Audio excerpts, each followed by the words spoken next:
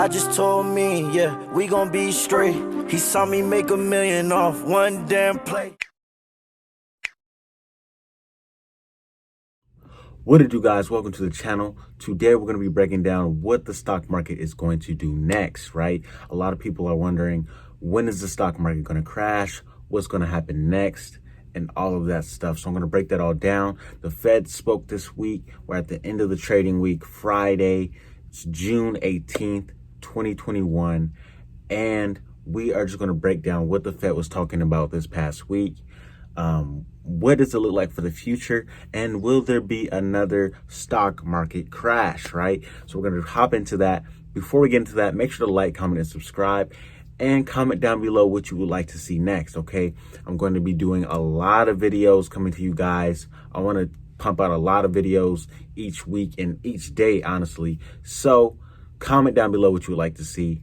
But we're going to hop into the video. Let's get straight, okay?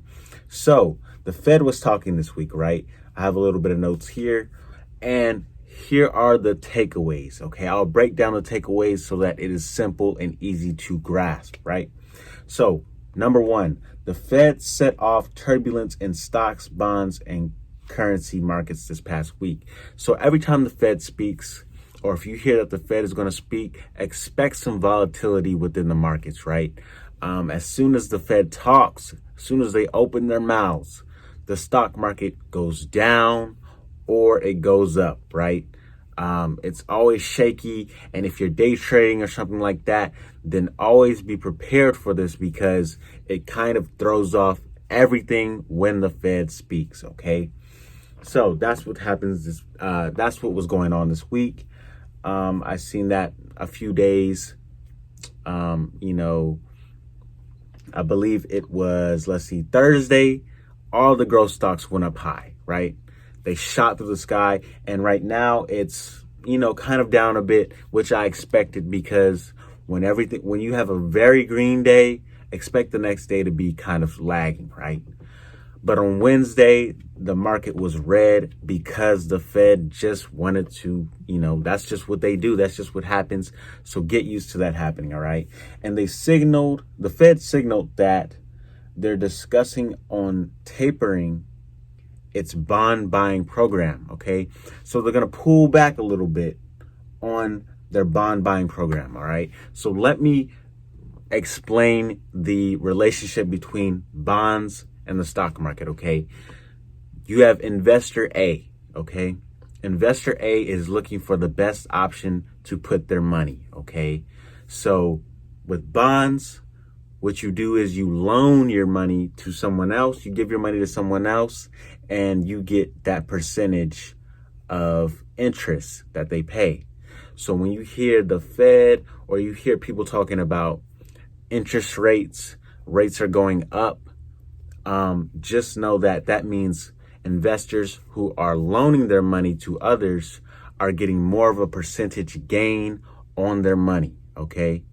So that seems more attractive if you think of it like this. You're giving your money away and you get more in return because those interest rates are going up, okay? So that's one option there.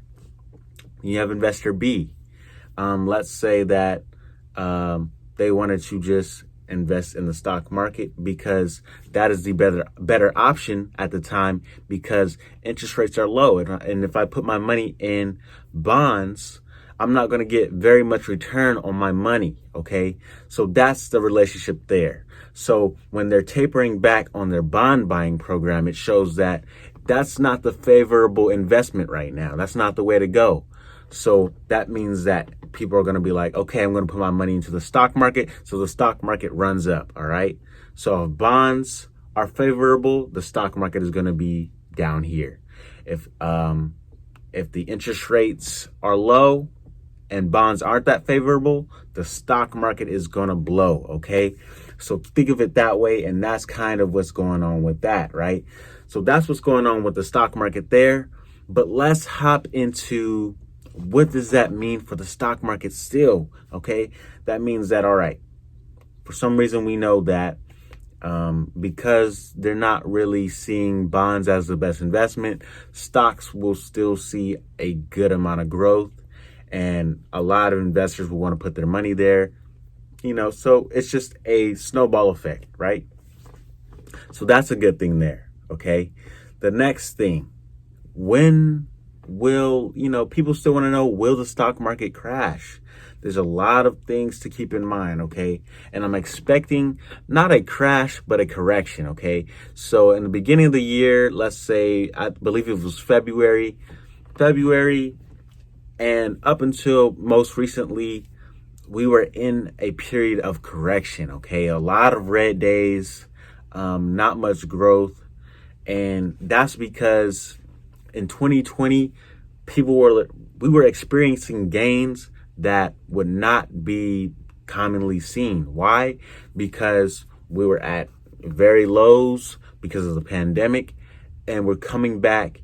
And so there was a correction, which is normal. Okay. Corrections happen, and it's just a time to reset, a little pullback, just to launch further up. All right. So keep that in mind. That's just what happens. And I expect us to keep growing and the stock market to keep going up. We might see minor red days, but I'm expecting the market to go up all the way through August, and the beginning of September, or the first 2 weeks of September, we're going to see a minor pullback. All right. We're going to see a pullback, a correction. It happened last year, so go check it out. And I'll even pull up a few charts for you guys. Okay. So let's look at the S&P 500. All right. So at the S&P 500, we hit all-time highs on September 2nd, 2020. This was last year, right? Then we see a full pullback, and we hit a bottom on September 22nd. Okay, so September was a harsh month, and it was a month to pull back, right? It was a month to pull back, right? So keep that in mind.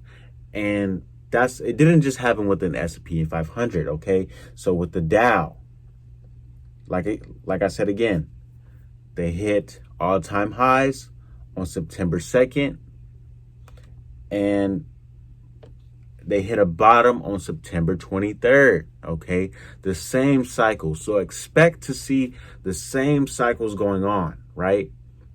But don't be worried, because the markets go up over time. All right.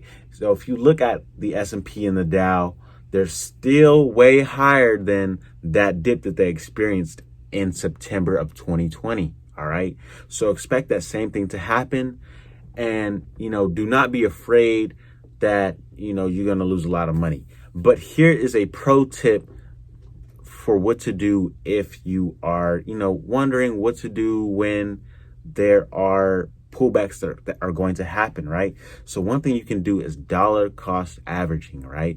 This is a game changer. Okay. And here's why. First, I'll explain what it is. Okay. So dollar cost averaging is this. It's an investment strategy in which an investor divides up the total amount of money that they want to spend, and they invest it periodically over that period of time. Okay. They invest it periodically into a certain stock or asset, so that they're not just buying at the top, right?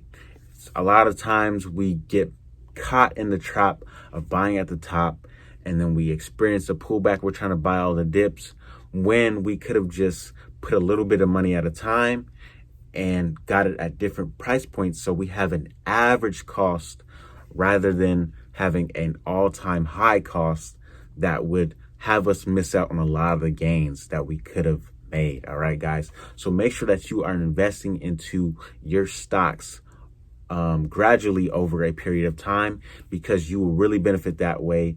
And I'll even put a visual here so that you guys can kind of grasp the idea and concept of dollar cost averaging. It's really a game changer. I started doing it with my portfolio, and make sure to check out my portfolio video. I uploaded it a few days back, so make sure to check that out, because I'm starting to implement this investment strategy, and it seems like it's really going to work wonders. All right, guys. If you enjoyed this video, and if you learned anything at all, make sure to like, comment, and subscribe. Also, comment suggestions for videos that you would like to see, and I will see you guys in the next video. So let's get it and let's go. I just told me, yeah, we gon' be straight. He saw me make $1 million off one damn play.